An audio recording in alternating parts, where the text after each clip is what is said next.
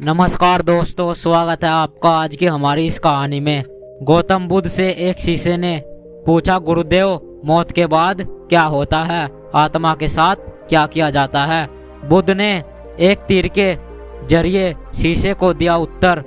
जीवन और जीवन से जुड़े विषय पर गौतम बुद्ध का नजरिया बहुत सटीक और एकदम समझ में आने वाला ही रहा है। उन्होंने कभी किसी विषय को बहुत उलझाकर नहीं समझाया। अपने शिष्य की सारी जिज्ञासा वह साधारण से उदाहरण से ही हल कर देते थे। एक बार गौतम बुद्ध से उनके एक शिष्य ने पूछा, भगवान, आपने आज तक ये नहीं बताया कि मृत्यु के बाद क्या होता है। उसकी बात सुनकर बुद्ध मुस्कुराए। फिर उन्होंने उससे पूछा, पहले मेरी एक बात का जवाब दो।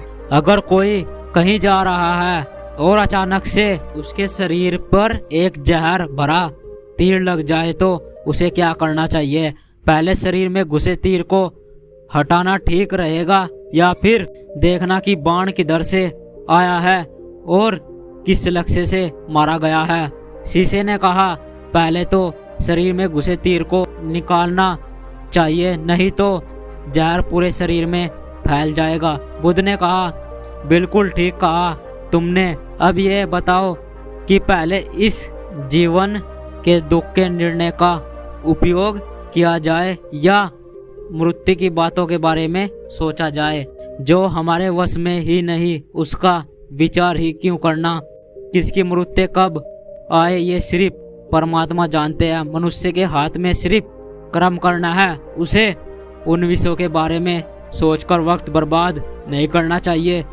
जो बातें उसके हाथ में ही नहीं उसे सिर्फ उन बातों के बारे में ही सोचना चाहिए जो वे कर सकता है। शिष्य अब समझ चुका था और उसकी जिज्ञासा शांत हो चुकी थी।